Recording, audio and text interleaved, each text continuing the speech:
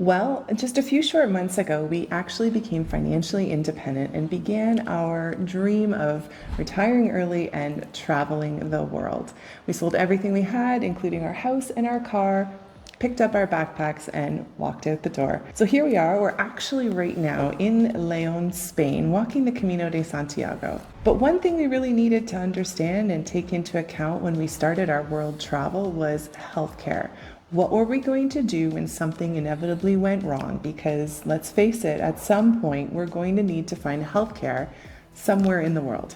Yeah, and as Canadians, we usually say that we have free healthcare. When I say free, I'm not sure if it is that free because of the amount of taxes that we have to pay. However, when we do need healthcare, it's available. It might take a while going through, the emergency, but it's no different at all anywhere in the world that you go. Yeah, for just quick example, last year I had surgery on my feet, and Jean had a small minor surgery, and we walked out of that hospital with no bill. The only bill I had to pay for was these funny looking shoes that I needed to wear for 6 weeks.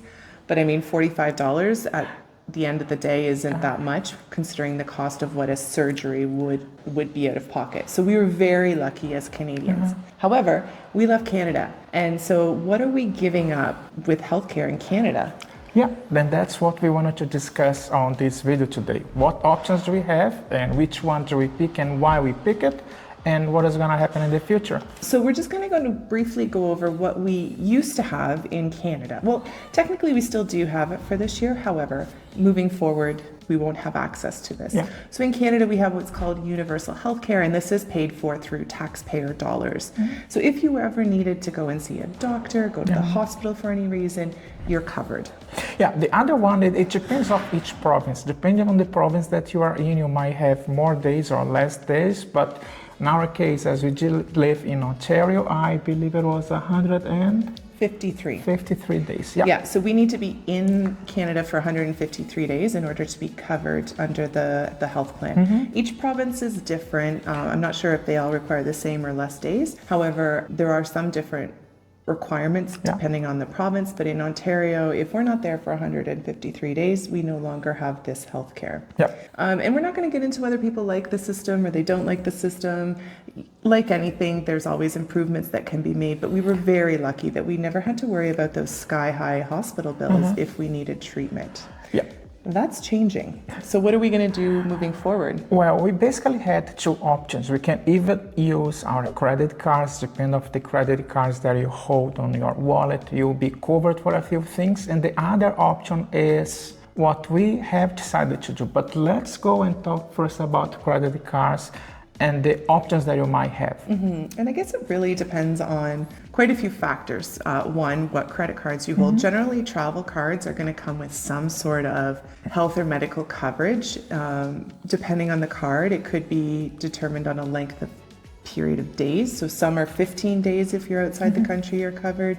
Some are 30. It really depends. You have to read your card policy really well. Some cards require you to book the trip on that card in order to be covered. Some of them require you to leave from your country of origin. So in order to be covered on a card, we may need to leave from Canada or the US. And some you might need to hold the card. So that's why it's important for you to take a look on the credit cards that you have and decide which one fits what you are looking for. Another option is also related to the age, right? So if I believe that if you are over 65, you might not be covered as well. Yeah, for this, it doesn't really affect us, but it would moving forward into the future. Yes. That's something that we need to take into effect. If those are the options for the credit cards and that is not gonna be the perfect option to what we have decided to go on another route. So we decided to start looking for travel medical policies that would cover us while we're outside of Canada for extended periods of time. Like we said, we're going to be gone for a year and a half, so we really needed something that was going to fit for us. We looked through so many medical companies, we read all of their policies, and we really settled on Safety Wing. And we settled on Safety Wing actually before we partnered with them on this video. So back in April, we started our policy, and you can just start it any day. You don't have to start first of the month or anything like that. If you decide to leave tomorrow, you can go online and start your insurance policy with them tomorrow. So there's quite a few reasons why we decided to choose Safety Wing because it fit our situation. So we're just going to go through a few of those. Yeah, I'm gonna let you talk because you were the one who did all the work.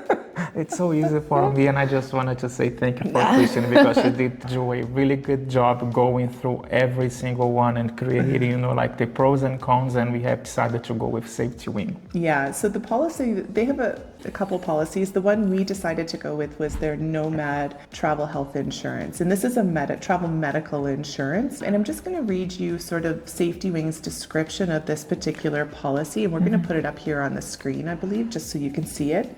So the Nomad Insurance, it's a global travel medical insurance. So this is going to cover the cost of unforeseen medical emergencies and a selection of travel-related costs. This insurance is going to work while you're outside of your country of normal residence, and you're actually going to be covered in your country of residence for a short period of time. All right. It doesn't cover pre-existing illnesses or injuries, so you just kind of got to watch that. And it's also, this insurance is not intended to cover things like cancer treatments and chronic conditions like that. Okay. So part of the reason why we felt that this was a really good policy for us is because it actually is going to cover us when we're back in Canada for 30 days. So we won't have coverage when we go home next year to visit. However, with Safety Wing, we are going to be covered in Canada for 30 days. I believe in the US, this may only be 15. So if you're looking at this particular one from the US, just make sure you read through all of the fine print there. Yeah, and that's every other option. The price is gonna depend on your age and your circumstances, and then that's why it's important for you to take a look and see which one fits what you are looking for and how much you're gonna pay. Yeah, and so we were really looking for the policy that was going to cover those unforeseen medical emergencies, right? We'd already decided things like dental care, stuff like that, we're going to cover that out of pocket. So even when we were in Logroño, when we were walking the Camino, I had to go and see a podiatrist for my feet. It costs 25 euros. We're not going to put that through this health insurance. We're paying that out of pocket. But this particular plan we chose because it's going to cover those emergency medical situations. Yeah. So if you are interested, there is going to be popping up a link on your screen that you can go and take a look. So please go and see if it fits what you are looking for. And just to be completely transparent, so far we haven't actually had to use or contact Safety Wing to help us pay for any of our medical expenses. I think there's a school trip coming through this particular part of the hotel right now because it's an art museum. So far we haven't actually had to use or make a claim through Safety Wing. However, we do have friends that use Safety Wing and have made claims and say that they've had no issues. The process has been quite smooth. We haven't had to use it, I guess, touch wood, thank goodness.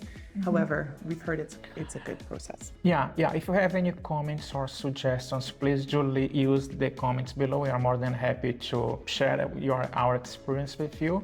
But please, this is something that is really important. That this is something that there was a must for us, and we must have travel insurance. Medical insurance. Yeah, medical insurance, sorry. As you were saying before, everybody says, you travel, you can use your credit cards, but if you don't know what kind of insurance you have available within your credit card, you might be in trouble. And this is the moment that we don't want to have any trouble at all. We wanted to use it and be, sure that, what we have paid for, it's going to be available whenever we need it. Yeah, and I think that's a good point that Jean just made. Travel insurance is very different than travel medical insurance. So just be very clear, read your policies. This particular policy is a medical travel policy, so it does have a little bit of travel-related insurance included, but the majority of it and the main part of it is medical-related emergencies, and that's what we're using Safety Wing's Nomad travel policy for. Well, we hope that this video is helpful. As Christine mentioned before, we're gonna link some videos on our screen so you can see our budget for travel and see how we're gonna be able to support our travel moving forward. Yeah, and within that budget is our health cost and our insurance policies and how much we're paying. So take a look there. Yeah, well, we hope that's it. Thank you very much. We hope that you're well. We hope that you are safe, and we'll see you in our next video. Take care, guys. Bye.